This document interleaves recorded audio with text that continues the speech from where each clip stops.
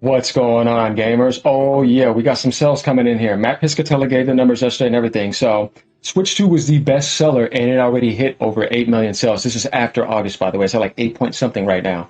So, what happened to the Wii U stuff, right? All that stuff is all shut down now. There's overstock sitting on stores, but why did they sell 8 million already?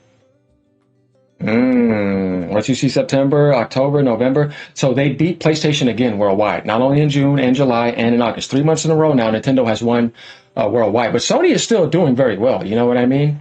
So this is some things to report here. There's some stuff to talk about here because there's a lot of grift against Nintendo. Though there's some things people say that I understand, but then there's positives that we should highlight too. But it seems like sometimes that's not really the case. So we're going to do that over here and get some more content going and find more balance on this channel so we can get more positive content going for human beings that are in the PlayStation world that I need to support too. So I know there's human beings over there. And the people that have been sticking with me through the Nintendo content, I appreciate that, guys. And then if there's any like good stuff like Ninja Gaiden 4 or whatever, we'll do content on that too. You know what I mean? So I'm not going to ignore any games that are coming out of Xbox. If they're good games, I'm still going to cover them. I'm just not doing anything for Microsoft because, yeah. No. But if there's a game that I like, I'll be honest about it. But we know what I'm talking about. All right, now let's continue. It says here, Nintendo Switch 2 was the best-selling console worldwide with 1.12 million units sold for August. According to VG Charts, estimates the Switch 2 has sold 8.16 million units lifetime. Zoom in right here. 8.16 million. We got the results from Japan, we got the results from Dring, and we got the results from Circana yesterday. The PlayStation 5 was the second best-selling console with an estimated 875,000. That's still pretty good. Units sold to bring lifetime sales to 79 million units. The Nintendo Switch 1, which also the Series X and X, which is, man, so I don't really want to see the numbers coming in September and October because all the stuff that happened. Nintendo Switch 1 was the third best-selling console with an estimated 259,568 units sold to bring lifetime sales to 151.62 million, but they've shipped probably 153. But this is August, though. Think about September, October. They're about to pass up the DS, probably. So remember, the DS is at, what, 154 or whatever, 153 or whatever?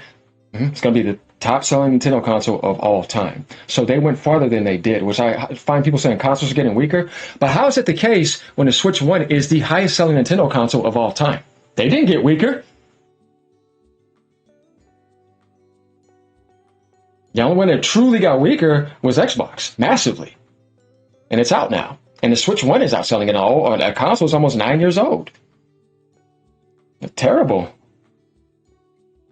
And it came in fourth place, not third, with 123,640 before the hikes. Things were still kind of somewhat good at that time. Ouch. You're now sold by the Switch 1 consistently. So that means you're taking Nintendo Switch 2 sales, like we said, a whole ecosystem, and you're taking the Switch 1 and you're combining it. This is what they're doing now. They're stumping. Oh, yeah, and their software is selling. Watch Donkey Kong sell millions and blow past Astrobot. Watch Mario Kart World be at 10 million sales before the end of the year. Watch Pokemon Legends sell 10 million. Or at least almost get there. Watch Metroid Prime sales. Watch Kirby Air Rider sales. Watch Hyrule Warrior sales. You see what I mean? Consistent heat consistently and having that perfect harmony where you're selling equally in Japan, we're about to get to this, and in Europe and in North America worldwide. That's called equilibrium, and I never abandoned my hometown. And I'm seeing Sony saying that they want to kind of get back to that Japanese stuff. Hey, I think you should because you have an imbalance against Japan. And you just went too much to California and Western society. I would like to see that balance with PlayStation, but get back to that PS4 stuff by adding more Japanese support as well, too. And I see these two Japanese guys coming in, you know, Hiroki Totoki, Nishino and all of them, and I hope they realize that you do need that balance. You know what I mean? It's important. So, yeah, the PlayStation 5 was the best-selling console, 875,000. That's still impressive. So, Switch 2 sales compared to the third month for Switch 1 in 2017 are up 0.62 million units. As we know, Nintendo undershipped because of the Wii U fear, but the Switch 1 ended up going crazy later. So I don't know how that's going to stay aligned. As the Switch 1 sold 493,849 units in its third month. So it's winning at the moment, but it's not. I'm not going to say it's going to sell 157 million. I don't know that. You have to see more, but I know we'll hit over 100 million. We're not going to fantasize over here. We don't do that. Not that there's nothing wrong with fantasizing, but you guys know what I mean. I'm not going to put that in people say that's guaranteed to pass up the Switch 1 now. Man, that's tough. I don't know about that. It was $299. You know what I mean? They had a $199 model and all of that. So the fact that the Switch 2 is selling like that still says a lot. Same thing with PlayStation because they're more expensive. Now, PS5 sales compared to the same month for the PS4 are up by over 20,000 units. That's crazy that they did that and they canceled all that. See what I mean? Strong brand loyalty. And they had the third-party support, and most people are playing PlayStation because they have the games that are not available on Xbox and some that are not Nintendo if they're only in the console world, because they're that open third-party aspect like PC in the console world. That's what PlayStation was always like. That's why people like PS1 back then. I see certain people that are mad at PlayStation. I noticed they're in the PC world a certain way, and they're playing that game, but the PC is doing what they wanted PlayStation to do. Some of those people that are like that, and they used to like the older PlayStation, so they were always kind of about that third party, and they weren't really Nintendo-oriented first party like that, though they probably played it. But you could somehow see sometimes there's these little different demographics of individuals that kind of function like that. But yeah, that's the thing. So them being up says a lot. See, their loyalty and their brand is strong. They can't kill it. While the Xbox, compared to the same month as Xbox One, are down 254,000 units. And that's pretty much only in this region. You know what I mean? So PS4 sold 855,000 units for the month of August, and Xbox One was 377,000. This was back then. PlayStation 5 sales compared to the same year are down 20%. That makes sense. Series sales are down 55, and it's already been negative. Oof. And Nintendo One, 62. Makes sense, but look how much they still sold. I mean, yeah. Looking at sales month to month, Switch 2 sales are down by over 491,000 units. PS5 sales are up by over 93,000. Xbox Series are down by 6,000. And this is just month to month, by the way, so that's why it looks like that. And Switch 1 sales are up. How? They jacked the price up. Dude, what? See? Brand power, man. 2025 year to date, the Switch 2 has sold 8.16 million. PlayStation 5, 7. Now let's go down here.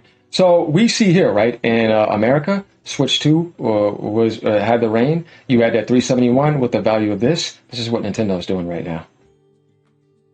In Europe, of course, that's Sony land, but hey, they didn't get that huge advance. Nintendo's right there. That's what I'm saying. Equilibrium. And look at Japan. Ooh, see? You think the Japanese market would no. It's just because, you know, but this is also including mainland, Asia, and Middle East. So there's China and all that included in there, which is why Sony can get that number to look like that. But if you were taking a look at Japan only, you would see a different number here. So let me give you guys an example. We're going to go back to right here, right? So we see for August, Nintendo did 255,000 in Japan. Guys, this is massive. This is what I mean by like equilibrium. Look at that all across. And then Sony falls off here. You see what I mean? And you go down here, even Switch 1 outsells PlayStation 5 in Japan. This is a market that you think they could have been, but look how much potential is there. And they have the highest IQ on the planet, by the way. So it's not an accident. They're telling you something. But if we look at America, Nintendo doubled that. That's what I'm telling you. They're bigger in America than you would think. But in Europe is where Sony can make that ground. Yeah. They get their soul balanced over here. This is what I want to see. But all in all, both are doing good here. We see a healthy system. The market is still going to grow. Things are going to raise up. And I like what I'm seeing here. So let me know what you guys think about this. As I told you, Nintendo is going to be dominating. It's what I said. I didn't make up anything. And of course, all of them have their little anti-consumer practices, but they're nowhere near as bad as the others. Yeah, $20 a year for 8 straight years, about to head into the 9th year. Did not jack the price up once after adding GameCube Online and announced that virtual stuff, which I don't give a damn about, but still, why didn't they jack the price up? I would like to hear from somebody about that. Why is World of Warcraft still $15 a month? Later.